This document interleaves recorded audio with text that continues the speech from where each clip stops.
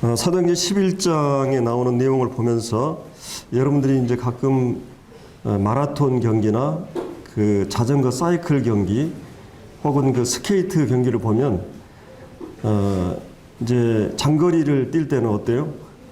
처음에 이제 그 선두 그룹이 있고 이제 이렇게 있는데 일반적으로 보면은 그 선두 그룹에 있는 사람이 마지막 그 1등한 경우 많지 않더라고요. 왜냐하면 처음부터 스타트를 이렇게 뛰게 되면은 그 선두로 이렇게 가는 게 굉장히 힘들잖아요. 근데 이제 그 다음 그룹으로 계속 따라가다가 이제 마지막 스포트를 할 때는 그 중간에 힘을 내고 그렇게 해서 이제 그 다음 그룹들이 일반적으로 이제 그 1위로 꼬링하는 이런 거를 이제 볼 수가 있죠.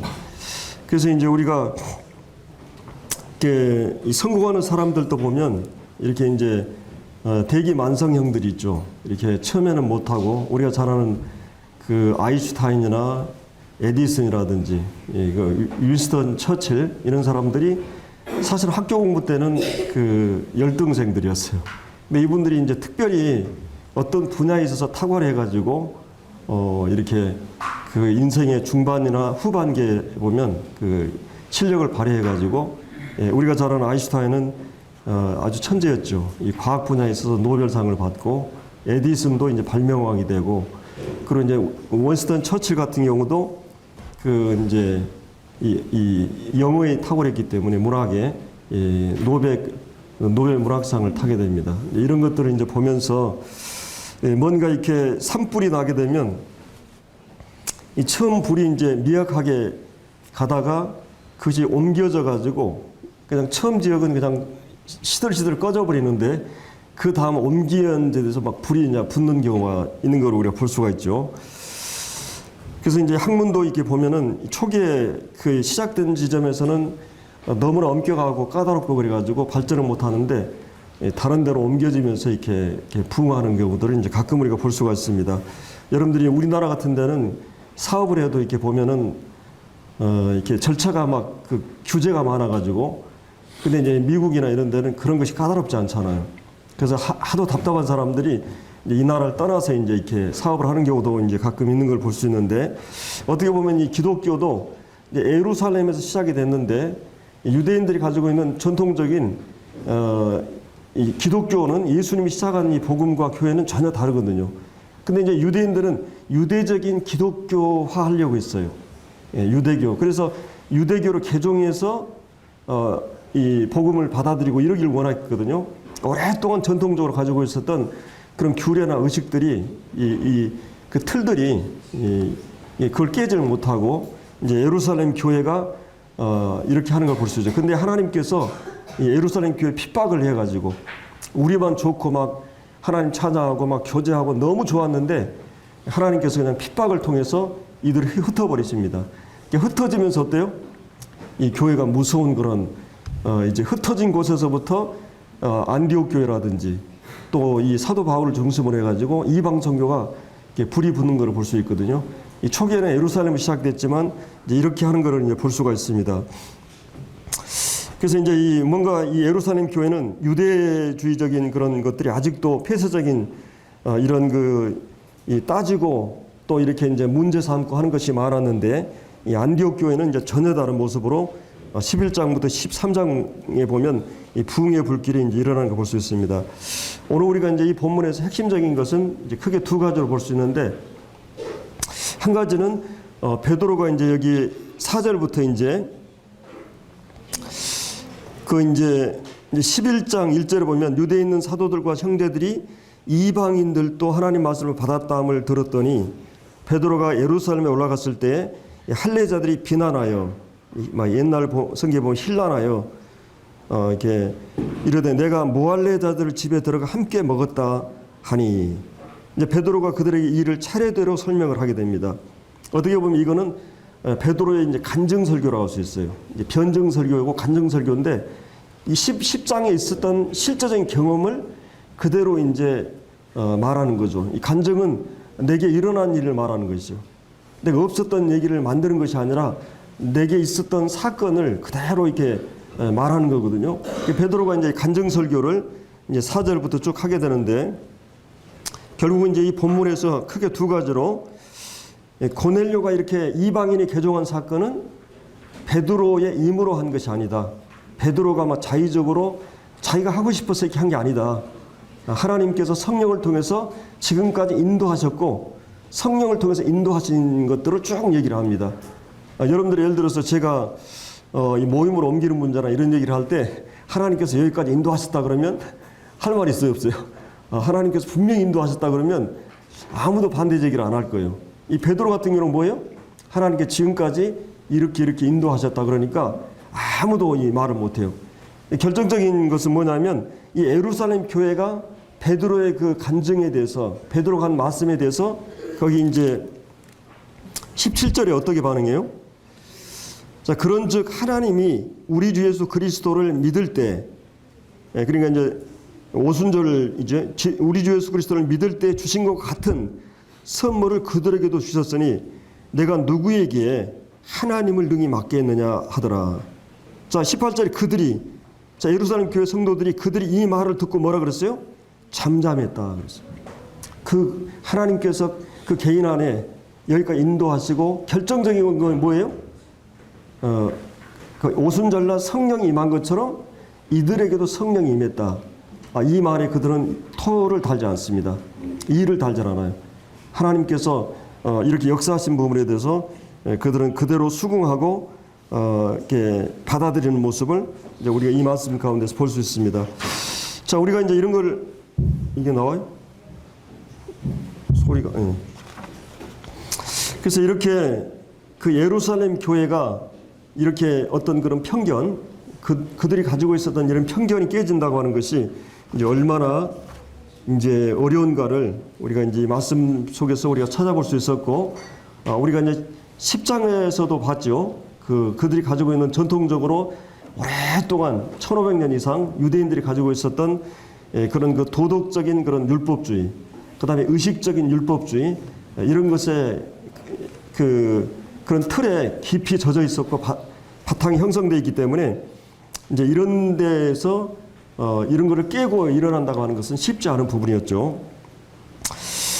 마치 그것은 여러분들이 그 이스라엘에 보면 갈릴리가 있죠. 갈릴리 바다가 있어요. 호수죠, 호수. 그 다음에 사해 바다가 있습니다. 근데 이 사해 바다는 물을 다 받아들이고 빠져나가질 않아요. 그래서 거기는 생명이 살 수 없어요. 죽은 바다라고 그래요, 사해 바다는. 근데 이 갈릴리 바다는 헐몬산에서 흐르는 그 물이 이 바다에 들어와서 요단강으로 계속 흘러갑니다. 계속 이렇게 이제 소통이 되는 거죠. 그래서 우리가 받은 그 은혜를, 우리가 받은 그 사랑을 남에게 계속 흘려놔야만이 거기 삶이 이루어지고 생명이 살아날 수 있는 거죠. 이 유대인들은 그들이 받은 그 은혜를 이방인들에 전하는 것에 있어서 그냥 이제 울타리에 갇혀가지고 하지 않으려고 했던 걸 볼 수 있어요.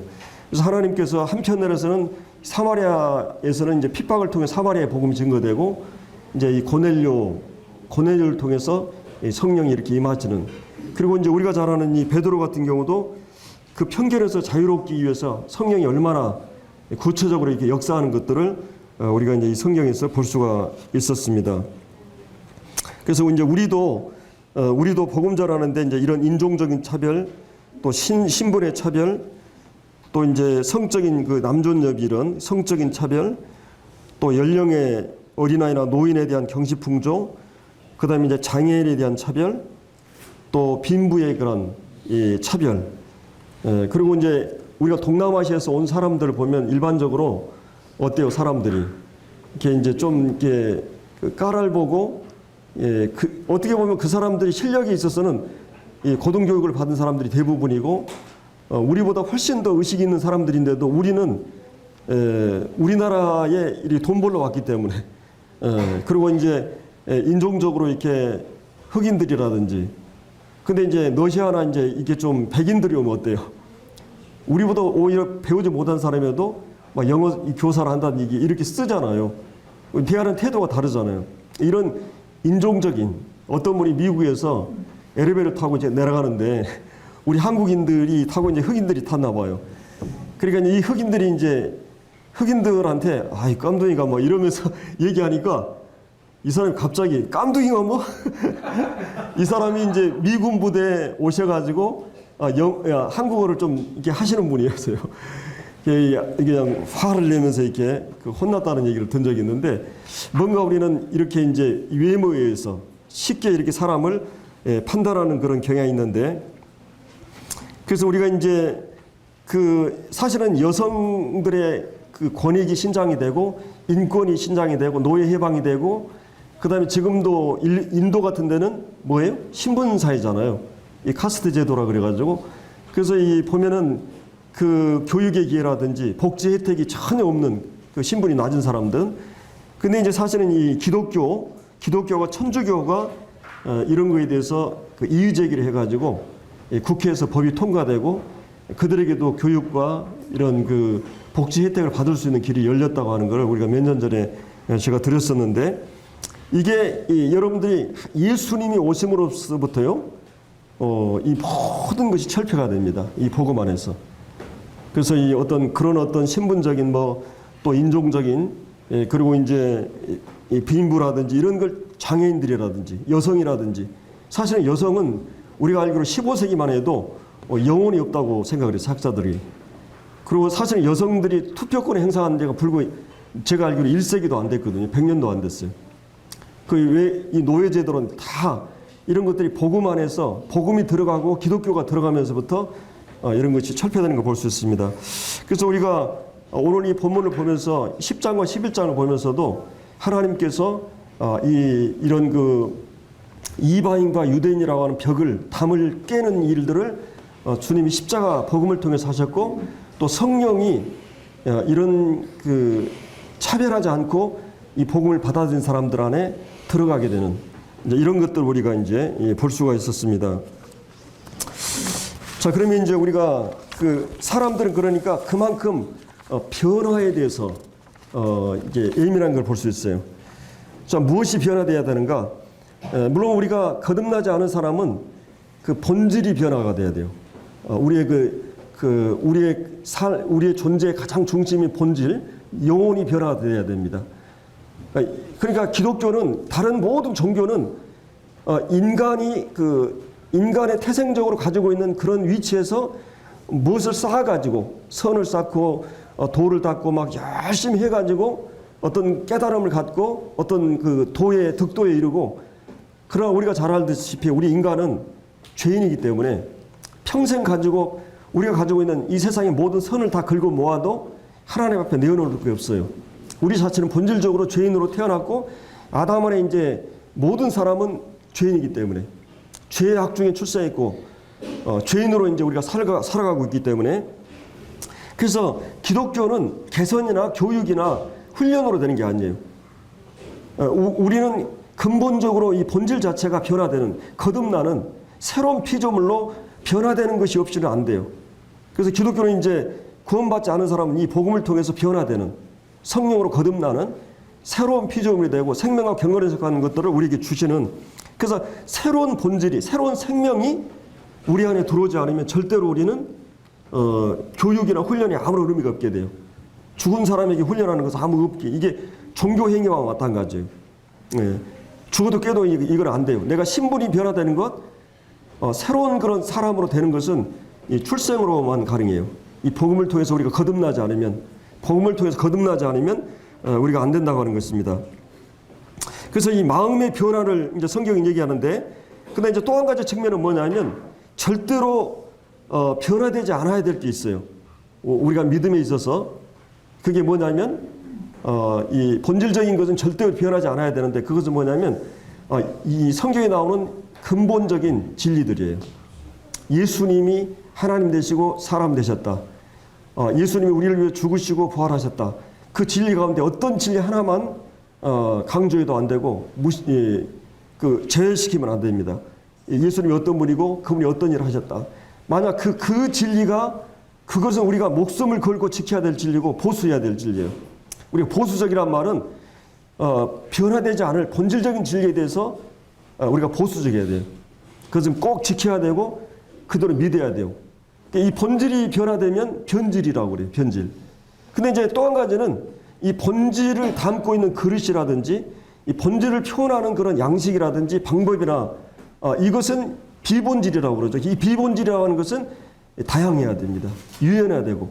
그리고 이것은 끊임없이 변화돼야 되는 것이에요. 비본질은. 예를 들어서 우리가 형제들이 예배 시간에 주님에 대한 은혜에 대한 감사 표현은 다양합니다. 어떤 이는 아주 일사체로 쫙 하는 형제가 있고 아주 그냥 깊고 넓고 그 개성이 있어요. 주님을 사랑한다는 동일한 본질을 표현하는데도 다양성을 가지고 표현하는 것이. 자, 우리가 전도를 하는데도 마찬가지요. 본질은 우리가 내용은 절대 바꾸지면 안 돼요. 이 복음의 내용은. 그러나 이 전달하는 대상에 따라서 문화에 따라서 다 달라요. 우리 한국 사람, 동양 사람, 서양 사람, 농촌 사람, 배운 사람, 우리가 전도하는 그 양식은 어린애의 포장은 다 달라요. 내용은 같은 거예요. 근데 포장은 뭐예요? 어린아이 좋아하는 포장이 있어요. 그들이 이해하는 수준이 있어요. 그러니까 이 비본질이 있어서 비본질을 마치 본질처럼 진리처럼 얘기하는 게 폐쇄라고 그래요. 그거는 보수할 필요도 없고 그렇게 해야 되지 않아요. 여러분이 다 하나님이 이 사람을 이렇게 몸을 만들었는데 기능이나 역할은 다 같잖아요. 본질은 눈이 여기에 붙어 있고 코의 기능이 있고 다 같아요. 같은 사람의 본질적인 기능은 다 갖고 있는데 그러나 하나님께서 이 작은 면적에다가 이 작은 소재를 가지고 70억의 인구의 이 개성과 창조성을 불어내고 있어요. 여러분이 아무리 뛰어난 화가도 이 작은 면적에다 작은 소재로 70억의 개성을 다 다르게 만들 수 있어요? 여러분이 얼굴을 보면 참 놀랍잖아요. 같은 사람이 한 사람도 없어요. 그러니까 본질에 있어서는 하나지만 그 본질을 표현하는 주님의 창조성은 개성은 다 달라요. 그러니까 성경에서도 우리가 통일성을 얘기하지만 통일성은 획일적인 기계적인 일률적인 통일이 아니라 다양성 속에서 통일이에요. 예, 오케스트라처럼 그 하나의 곡을 이 본질의 곡을 얘기하면서도 통일성을 갖고 있으면서도 다양한 소리를 내는 것. 그러니까 이런 부분에 대해서 이제 우리가 변화되지 않을 부분, 이 본질적인 것을 바꾸면 변질이고 이 비본질적인 것을 바꾸는 것을 변화라 그래요. 그래서 이제 이런 변화에 대한 적응성. 그래서 초대교회는 이런 본질적인 진리에 대해서 우리가 굳게 잡아야 되지만 이제 복음을 전달하는 대상이나 내용에 따라서 변화에 대한 적응성을 이 예루살렘 교회는 갖고 있지 못했던 것을 이제 볼 수가 있습니다. 그래서 이 본질적인 것은 보수적이고 비본질적인 부분은 개방적이어야 되고. 그래서 우리가 원리나 원칙은 절대로 변하지 않아요. 하나님이 원리 원칙을 딱 법칙을 만들어 놓은 거 절대 변하지 않아요. 성경의 진리도 마찬가지입니다. 원리나 원칙은 고수해야 되지만 방법이나 세칙은 유연해야 돼요. 성경은 방법을 제시하지 않아요. 방법에 대해 구체적으로 얘기하지 않아요. 그러나 원리는 항상 제시해줘요. 이런 것들을 분명하게 예를 들어 수건을 써야 된다. 이 원리는 변하지 않아요. 근데 뭐 수건을 다 까만색 해야 된다. 이런 모양 해야 된다. 이거는 해결하죠. 여러분 옷을 다 입어야 되는 건 사실이지만 나하고 똑같은 옷 입으면 기분이 어때요? 이상하잖아요. 그래서 이 사실은 일제시대 때 우리 교복을 그냥 해결화해서 교복 해놨는데 우리가 그 교복 자유화하기 위해서 얼마나 몸살 앓았어요. 우리가 개성이 있고 내 개인의 표현이 다양해야 되는데 이걸 해결화하니까 이것이 맞지 않은 거죠. 이 통일성과 이 다양성. 그래서 하나님께서 세계 문화도 보면요, 집이 있고 뭐 옷이 있고 먹는 음식도 있지만 문화에 따라서 다 다르잖아요. 같은 기능이지만은 다 먹는 것은 음식이지만은 얼마나 다양해요. 음식 제조법이라는 게 참 이런 것들을 보면서 우리가 이제 끊임없이 하나님께서 이런 우리의 이 패러다임, 이런 고정관념, 이런 사고 방식의 틀과 이런 의식들을 새롭게 깨나가는. 사실은 이런 사람은 기존의 어떤 틀에 묶여가지고 깨지지 않길 원해요. 그래서 뭔가 이렇게 새로운 것이 시작될 때는 어마어마한 희생이 치러진다고 그래요. 원래 이렇게 이 그룹 가운데 불과 16%만 혁신 세력이라고 그래요. 뭔가 이 새로운 것에 계속 변화를 주도하고 이렇게 하는데 지금 힘의 시대가 아니라 속도의 시대잖아요. 얼마나 많이 변화가 이 문화적인 문명이나 이런 변화가 옵니까? 근데 이제 우리는 그런 변화를 유도하고 주도하고 계속 이어 흘러가기 위해서는 이런 그 본질적인 부분에 있어서는 그래야 되지만, 그래서 예를 들어서 우리가 전도하는데 옛날에 하는 전도 방법하고는 지금 많이 다르잖아요. 예를 들어서 옛날에는 이제 그 전쟁할 때 뭘로 했어요? 돌로 했어요. 돌. 이제 돌이 중요한 무기였어요. 근데 좀 더 이제 그 화살이 생기고 창이 생기고 그러니까, 근데 그때는 이제 그게 최선의 무기였어요. 근데 이제 그 다음 그거보다 더 능가하는 방어할 수 있는 거 생기니까 계속 무기가 하듯이 전도 방법도 옛날처럼 하는 방식을 가지고는 안 돼요. 전도를 해야 된다는 건 있지만은 방법이나 이런 거 끊임없이 새로운 것을 이렇게 해야 되는 것이에요. 그래서 이제 이런 것도 우리가 이제 생각해 볼 문제죠. 그래서 이제 이런 부분을 우리가 이제 생각해 봤고요. 자, 그러면 이제 여기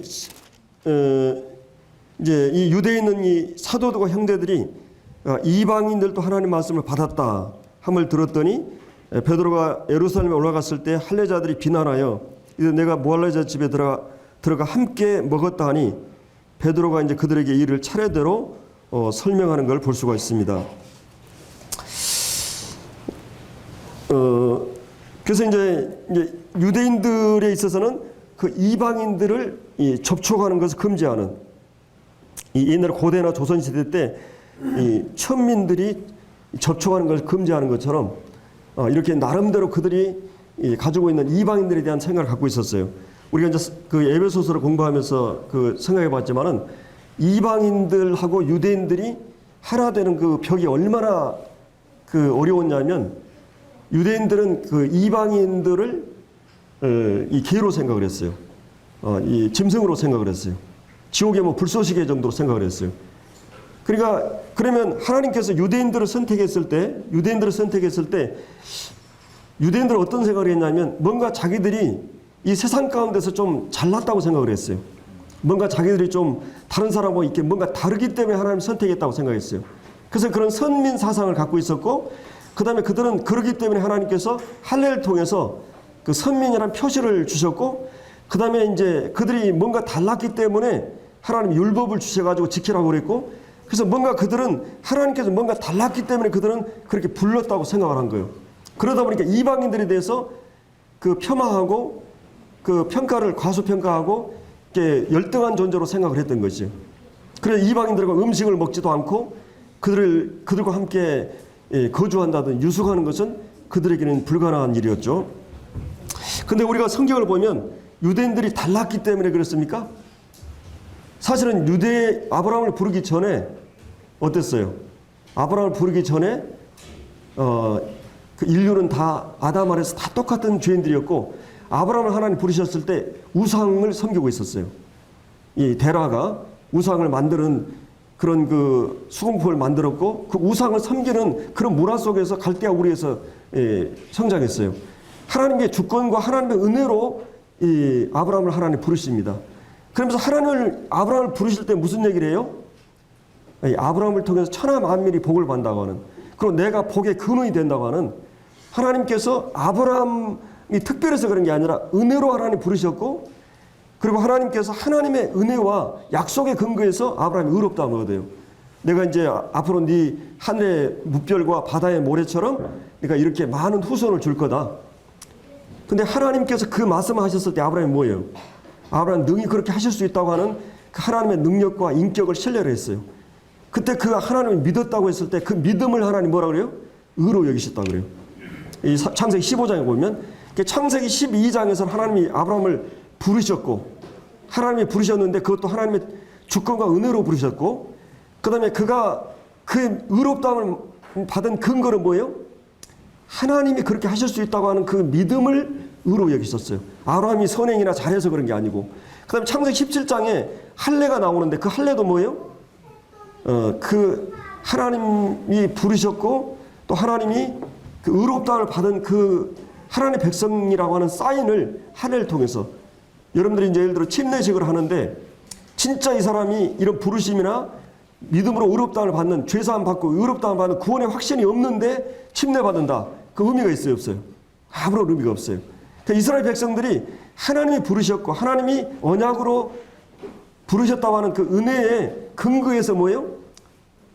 이 할례를 하나님 주셨던 거예요. 그러니까 이제 이런 그 하나님께서 아브라함을 부르실 때 하나님의 절대적인 은혜로 부르셨다고 하는 것이요. 그들이 달라서가 부른 게 아니고.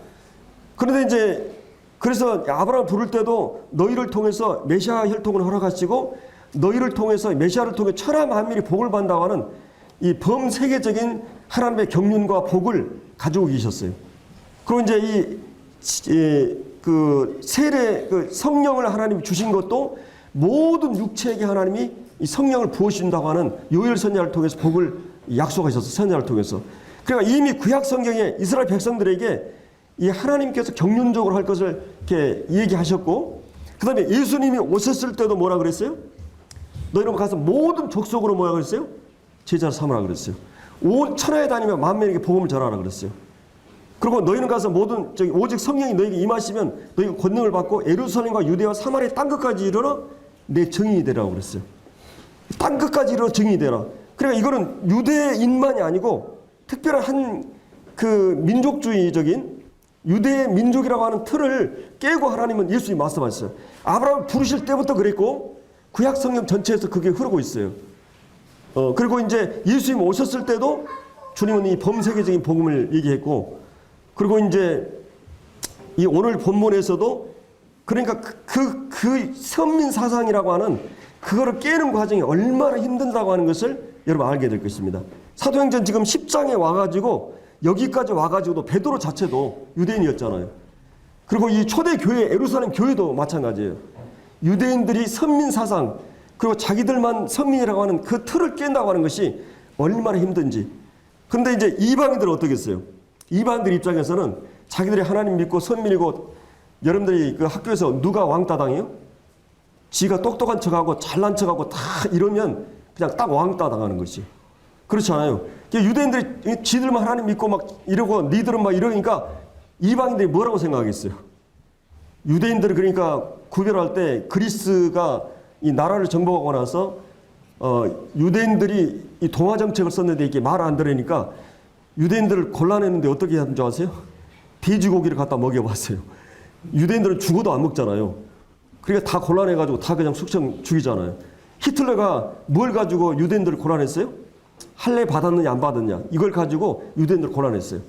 그들은 그 민족적인 학살과 죽음을 각오하고도 이 음식에 대한 규례나 그들 유대인들이 가지고 있는 전통적으로 갖고 있는 그 의식이 깨진다고 하는 것이 얼마나 힘든지는 우리가 역사를 통해서 볼 수 있어요. 지금도 유대인들은 이 기독교로 개종하면 어떻게 안 좋았어요? 호적에서 파버려요. 그리고 이제 장례식을 치러버립니다. 너희들은 이제 우리 유대인들하고 상관없어요. 자식들도 마찬가지예요. 그만큼 유대인들은 그들이 하나님이 주신 그 규례, 이 4개에 나오는 그런 법들을 지키고 있었기 때문에 오랫동안 그 틀을 깬다고 하는 자체가 어려웠어요. 그래서 지금 유대인들이 지금 할례를 유대인들이 지금 베드로가 이방인들에게 복음을 전했다는 말을 듣고 그리고 그들과 함께 음식을 먹었다는 말을 듣고 지금 이 기독교 안에 구원받은 지금 유대인들이 지금 들고 일어나는 거예요. 이게 말이 되느냐 이거예요. 근데 이제 거기서 베드로가 간증을 한 거예요. 뭐예요? 내가 내 개인적인 난 그러고 싶지도 않고 나도 하나님 나타나가지고 환상 보여주니까 아예 하나님 절대로 그거 안 됩니다 하고 막 거절하고 3번이나. 근데 성령이 그냥 이 세 사람들을 고넬료가 보낸 사람 따라가라 그러니까 거기 따라갔다가 거기 보니까 이 고넬료 간증을 들어보니까 하나님이 그에게 말씀하신 분명한 신적인 환상, 신적인 그런 이 성령의 음성, 고넬료에게 신적인 그런 계시, 그리고 신적인 그런 임재, 성령의 내리심, 이런 것들을 쭉 얘기해서 이것은 하나님께서 그렇게 하셨다. 성령께서 그렇게 인도하셔서 하셨다. 그리고 성령이 그들에게 임하셨다. 이거를 부인할 수 있겠어요? 이거 하나님 뜻이다. 베드로의 뜻도 아니고 베드로는 전혀 그런 생각도 없었어요. 그냥 하나님 인도하심 따라서 그냥 갔을 뿐이거든요. 근데 거기서 이런 일들을 보면서 나는 그 하나님 앞에서 하나님이 인도하신 대로 순종했을 뿐이고, 그리고 그 말씀을 전했을 때 그들이 성령이 우리와 동일하게 오순절 때 내린 것처럼 이제 성령이 임했다고 이렇게 말을 하고 있습니다. 그래서 하나님께서 이렇게 분명하게 인도하셨고, 그러니까 그 사람이 분명히, 그러니까 이제 우리가 거듭나지 않았다는 가장 확실한 증거는 뭐예요? 성령이 그 안에 내리셨느냐. 여기서 이제 중요한 것은 오늘날 기독교들이 뭘 강조를 하냐면 환상, 그다음에 어떤 그런 체험, 방언 이런 것들을 이제 강조를 하잖아요. 근데 우리가 분명히 이 본문에서 우리가 붙들어야 될 부분이 뭐예요? 성령이 복음이 들어가자 성령이 그들에게 임했다는 거예요. 성령이 임했다는 가장 확실한 증거가 뭐냐? 성령이 임하면 우리는 이제 할 말이 없어요. 확실히 그 사람이 변화된 것이요. 거듭난 사람이에요. 성령이 임한 걸 뭐로 할 수 있느냐? 여러분 우리가 이제 예수님 오셨을 때도 막 예수님이 기적을 행하셨잖아요. 막 그 안전병을 일으키고 눈먼 봉사들을 막 눈뜨게 하고 그리고 이제 막 중풍병자를 살리고 죽은 사람을 살리고 사실은 그걸 뭘 의미하냐면 그것도 기적이지만 똑같이 거듭날 때 여러분 영적인 눈을 뜨고 귀가 열리고 영적인 말을 하고 내 안에 새로운 생명이 주어지고 이것도 그 이상의 기적의 사건이에요. 실제 그러니까 성령이 내 안에 내주했다고 하는 건 뭐예요? 하나님 나라가 내게 임했다는 증거예요. 그리고 성령이 내게 임했다는 증거는 가장 확실하게 거듭난 증거예요. 그러니까 사도 베드로가 얘기하는 핵심 포인트는 뭐냐면 성령이 임했다고 하는 것이에요. 성령이 임했다. 이걸 이제 베드로가 여기서 강조를 하고 있습니다. 그래서 유대인들은 그 유대주의라고 하는 껍질에서 벗어나기 그렇게 힘들었는데 이방인들이 구원받았다고 하는 그 시비를 걸었을 때 베드로가 그들도 이 하나님께서 그 성령이 임하게 했다고 하는 그 말을 듣고 나서 그 반대했던 사람들이 강력하게 반대했던 사람이 뭐예요? 여기 11장 그 18절에 뭐라 그랬어요? 그들이 이 말을 듣고 잠잠하여 토를 달지 않았어. 그들 하나님의 역사 앞에서 잠잠했다고 그랬어요. 그 다음에 뭐라고 했어요? 하나님께 영광을 돌려. 자, 그러면서 하나님께서 이방인들에게 자, 얼마나 이 사람들이 자기들만 이제 하나님 믿고 막 이랬는데 이방인들에게 이 도가 굉장히 중요한 액센트예요. 이 뭐라 그랬어요? 생명 없는 회개를 주셨다. 예, 생명 없는 회개. 이 얼마나 놀라운 일인지 모릅니다. 그래서 이제 이런 체험보다도 성령 세례 이것이 독보적으로 중요한 것을 우리가 이제 생각해 볼 수 있어요. 자, 그러면 성령의 세례, 성령의 임하심 이것이 무엇이길래 그렇게 강경하게 반대했던 이 초대 유대인들이 잠잠할 수 있었는가? 이 성령이 내주하심. 이게 이제 예수님이 그 부활하시고 나서 승천하시기 전에 사도행전 우리가 1장에 봤죠. 1장 5절인가 보면 아버지께서 약속하신 성령을 기다리라. 예, 아버지 약속이. 그리고 누가복음 24장에서도 아버지 약속하신 성령을 기다리라 이렇게 말해요. 성령이 임하면 성령을 통해서 제사함의 복음이 온 천하에 막 확산될 걸 말합니다. 성령이 임하시면. 그리고 이제 이 세례 요한도 이 마태복음 3장에 보면 나는 너에게 이제 회개케 하게 물로 세를 주시지만 내 뒤에 오시는 이는 나보다 능력이 많으시니 나는 그의 신들매 풀기도 감당치 못한다. 그러면서 이 예수님을 가르쳐서 그는 성령과 불로서 세례를 주실 분이다. 그러니까 예수 그리스도가 성령으로 세례를 주시고 그 다음에 심판하실 분을 말씀하고 있죠. 그래서 알곡은 모아 곡간에 들이고 축제는 꺼지지 않는 불에 태운다는 말씀을 하고 있습니다. 자, 이 성령 세례가 무엇인가? 이 성령 세례가 성령으로 세례를 주실 분이면 그분이 메시아됨의 가장 확실한 증거예요. 메시아됨의. 그래서 세례 요한은 자기가 메시아가 아니고 자기는 물로 세례를 준다. 이 물 세례는 이 회개 세례죠. 죄인인 것을 회개하는 세례. 구원의 필요성을 인식하게 하는. 그러나 이제 이 성령의 세례는 그 하나님 백성의 가장 확실한 표입니다. 너희 안에 성령이 거하시지 않으면 그런 그리스도인이 아니라 그랬어요. 그래서 성령이 내주하심이 하나님 백성의 가장 확실한 표입니다. 그래서 이제 하나님이 그러니까 하나님의 경륜 가운데 구약에서도 계속 하나님이 언약한 하나 일관된 경륜이 있어요. 그게 뭐냐면은 하나님께서 내가 너희 하나님이 되고 너희는 내 백성이 된다. 내가 너희 아버지가 되고 너희는 내 자녀가 된다고 하는 이것이 구약 아브라함 때부터 주님 오실 때까지 계속 하나님께서 하신 약속 가운데 하나가 뭐냐면 내가 너의 아버지가 되고 너는 나의 자녀가 된다. 자, 이보다 더 가까운 관계가 없어요. 이걸 다른 말로 하면 내가 저 안에, 저가 내 안에. 하나님께서 이제 너희 안에 들어가는 사건. 그러니까 이 진리라고 하는 하나님 말씀, 이 율법이라고 법이라고 하는 것이 외부에 있을 때 하고 외부에 있을 때 내가 그 율법과의 관계, 이 율법을 지키려고 하는 것하고 그 법이 내 심중에 들어온 사건은 전혀 다른 사건이에요. 그러니까 우리가 구원받았다는 말은 이 성령께서 이 하나님 말씀을 내 마음판에다 새겨버려요. 마음판에다가 깨닫게 하고 새겨버립니다. 그래서 그것이 이제 믿음이 되고 성령이 내 안에 들어오는 사건이에요. 그러니까 진리라고 하는 그 진리가, 그 말씀이, 그 성령이 내 안에 들어오는 사건이 기독교의 구원이에요. 그래서 하나님 말씀이 진리가 내 안에 깨달아지면 그때 믿음이 생기고 어떻게 돼요? 내가 주님에 대한 사랑이 일어나요. 경외심이 일어나요. 그 믿음이 어떤 시련과 어려움에도 이겨나갈 수 있게 합니다. 이스라엘 백성들은 기적을 봤어요. 막 어마어마한 이 출애굽 기적을 봤어요. 광야에서 기적을 봤어요. 근데 위기 앞에 그들은 원망하고 불평하고 막 하나님을 따지고 그랬어요. 그래서 하나님 경륜을 새롭게 했어요. 예레미야 31장에 보면 이제 옛 언약과 새 언약의 차이는 뭐냐면, 옛 언약은 율법이 돌 위에 새겨져 가지고 외부에 있었어요. 근데 이 죄인이 아무리 해도 이거는 지킬 수가 없는 거예요. 근데 하나님께서 이제 그 하나님의 법을, 하나님의 영을 우리 심중에다가 넣어가지고 심어가지고 우리 안에다가 이 성령을 통해서 법을 심기심으로써 그 믿음은 내가 어떤 유혹과 시련에도 대응할 수 있게 해요. 어떤 핍박과 어려움에도 그 믿음 흔들리지 않아요. 그 마음에 심겨진 믿음은, 그러니까 여러분들이 내가 어떻게 행동하느냐 보다도 중요한 하나님 말씀을 들을 때 그 말씀이 은혜로 내게 다가오고 감동되고 내 안에 깨달아지고 확신이 되어버리면 그 믿음이 있으면 믿음으로 살아가게 돼 있어요. 행동이라고 하는 건 믿음의 열매예요.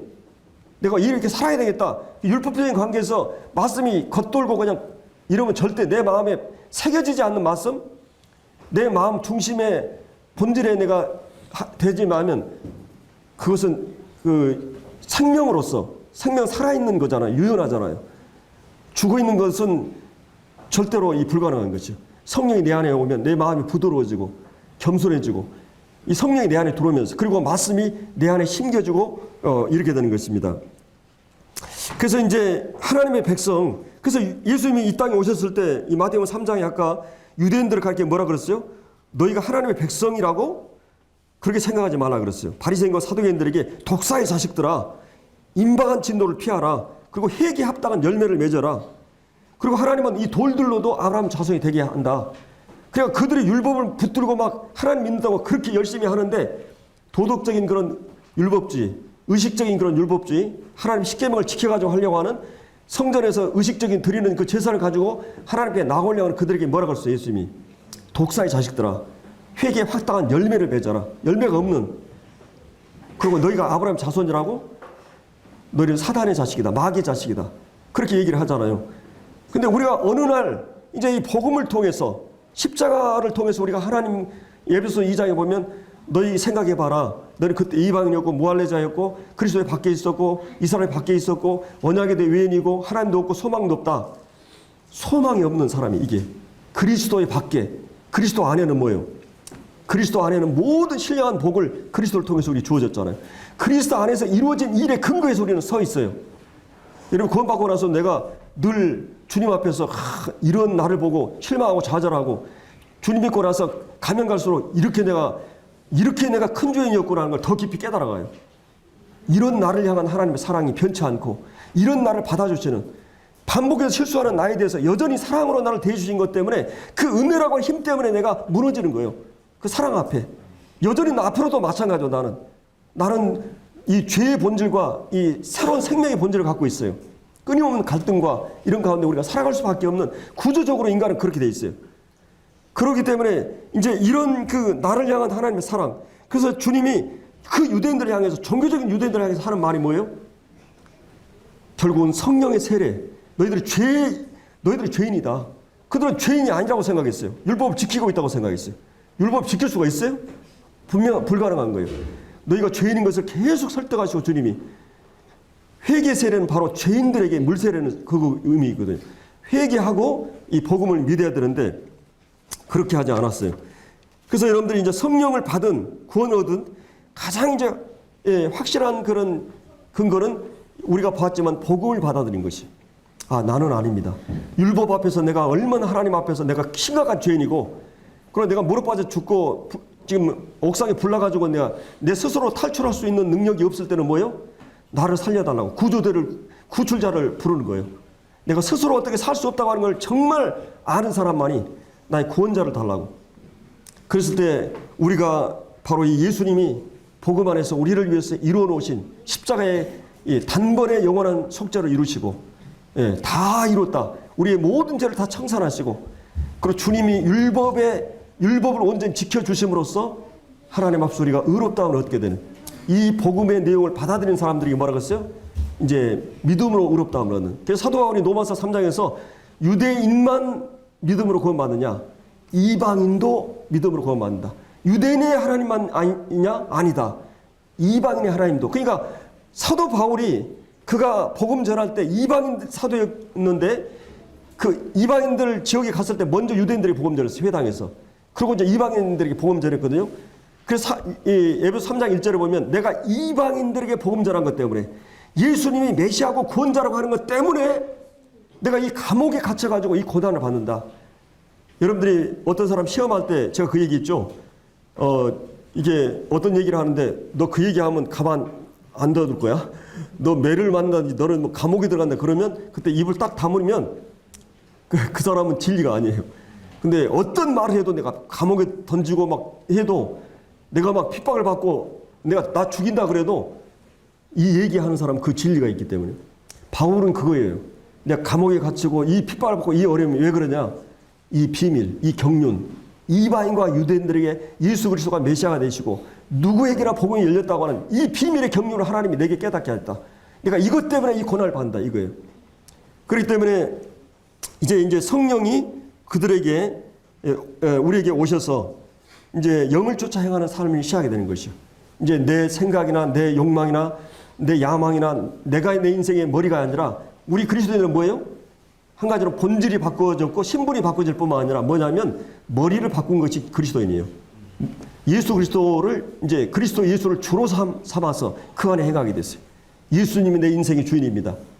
내가 이제 비행기를 운전하고 항해를 하고 내가 운전하는 실력도 안 되고 내가 하면은 그냥 마치 그 꼬리가 내가 머리 된다 그래가지고 머리 네가 한번 해봐 그러니까 막 시궁창으로 들어가고 막 가시밭으로 들어가고 막 불덩이로 들어가가지고 가까스로 머리 도움으로 했다는 거 이제 탈무드 예와 얘기했었죠. 인생이 내가 하나님 되고 내가 머리 되려고 하니까 인생이 고달프고 고통스럽고 결국은 이 죄로 말미암아 인생이 힘든 거예요. 근데 예수님을 목자 삼고 예수님 머리 삼고 이제 예수님이 내 인생을 운전해 달라고, 그분이 내 삶의 주가 돼 달라고. 이것이 이제 우리의 삶이에요. 그러니까 성령을 쫓아 행하게 되고 영을 쫓아 행하는 삶이 돼요. 우리가 이제 수요일 날 공부했지만은 우리 그리스도는 영을 쫓아 행하는 사람이에요. 영의 생각을 하고 영의 생각을 하게 되면 늘 평안하고 영의 생각은 삶이 살아있는 삶이 돼요. 그리고 영을 쫓아 행하는 사람은 어때요? 하나님 기쁘시게 하고 하나님 법을 순종하게 돼 있어요. 그러니까 육신을 따라 사는 사람은 이제 그 근심과 그다음에 이 사망과 그다음에 하나님 법을 굴복지 않고 하나님 법을 따라서도 하나님 기쁘시게 할 수도 없어요. 그리고 육신을 쫓아 행하는 사람은 뭐예요? 결국은 이제 이 사망을 당하게 되는 것입니다. 이 영을 쫓아 행하는 사람들을 이제 성경은 우리 그리스도인이라고 얘기해요. 그래서 이제 이 세례는 이제 교회론적으로 제가 얘기했죠. 그 한 성령으로 세례를 받고 한 몸이 되었어요. 한 몸이 되었고 구원론적으로는 그리스도와 함께 죽고 그리스도와 함께 살아난 이 역사적 사실을 깨닫고 믿게 되면서 중생할 때 내가 이제 그리스도와 함께 죽고 그리스도와 함께 살아 있게 됐어요. 이제 그래서 간증할 때 내가 주님과 더불어 이런 사실들을 내가 깨닫게 됐다고 얘기하는 거예요. 침례라고 하는 것은 그 실제 일어난 역사적 사실뿐만 아니라 내가 거듭난 이 일이 있기 때문에 이것을 공식적 간증했을 때 바로 이 형식을 통해서 이거를 나는 아담 안에 있는 나는 전에 나는 이제 장세 지내고 그리고 다시 이제 새로운 내가 주님과 더불어 사는 삶을 이렇게 표현해 주고 있는 거죠. 그래서 이제 우리가 그 성령으로 이제 세례를 받는 이 부분에 대해서 우리가 같이 살펴보았습니다. 오늘 저희들이 여기 이제 마지막으로 15절부터 쭉 한번 보겠습니다. 내가 말을 시작할 때 성령이 그들에게 임하시기를 처음에 우리에게 하신 것, 오순절 때 처음에 우리에게 하신 것 같이 하는지라. 내가 주의 말씀에 요한은 주님이 하신 말씀들을 이제 생각하는 거예요. 베드로가 주의 말씀에 요한은 물로 세례를 베풀었으나 너희는 성령으로 세례를 받으리라 하신 것이 그때 생각이 났다는 거. 문득 떠올랐다는, 깨달았다는 것이. 예수님이 공생의 초기에 예수님이 성령으로 세례를 주신다고 하는 그 말, 세례 요한이 한 말이 생각이 났다는 거예요. 그런즉 하나님이 우리가 주 예수 그리스도를 믿을 때 우리의 주신 것과 같은 똑같은 선물, 성령 선물을 그들에게 더 주셨으니 내가 누구에게 하나님을 능히 맡겠느냐. 하나님 역사를. 그랬을 때 이 유대인들이 이 말을 듣고 잠잠하여 하나님께 영광을 돌려 이르되 그러면 하나님께서 이방인에게도 생명 얻는 회개, 이 생명을 가져온 회개, 정말 하나님 앞에서 내가 누구인 걸 알고, 정말 하나님의 거울 앞에서 내가 어떤 자인 걸 알고, 그리고 나의 실체를 깨달은 그 회개는 정말 내가 하나님 앞에서 어떤 자인가 아는 거죠. 그리고 이제 하나님께서 예수 그리스도 안에 준비한 이 복음을 듣고 내가 확실하게 복음을 믿고 생명 얻는 회개, 이것을 그들에게 허락하셨다고 하는 것을 말해주고 있는 것입니다. 그래서 오늘 저들이 이제 우리가 구원받을 때 우리는 모두 구원받는 즉각적으로 사도행전 2장 38절에 이 회개하고 죄사함을 받으면 그리하면 뭐라 그랬어요? 성령을 선물로 받으리라. 그래서 성령을 선물로 우리가 받게 된 것입니다. 그래서 우리가 성령 안에서 사는 사람들이에요. 성령과 더불어 사는 사람들이에요. 이것이 하나님께서 인류를 향한 궁극적인 경륜이고 꿈이었어요. 모든 인류에게 하나님과 자신이 더불어 함께 묶어져서 사는 삶, 그 삶이 거듭난 우리에게 실제 이루어진 것이.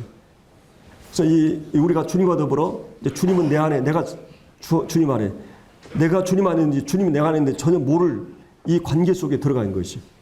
이제 포도나무와 가지의 관계 속에 들어간 것이.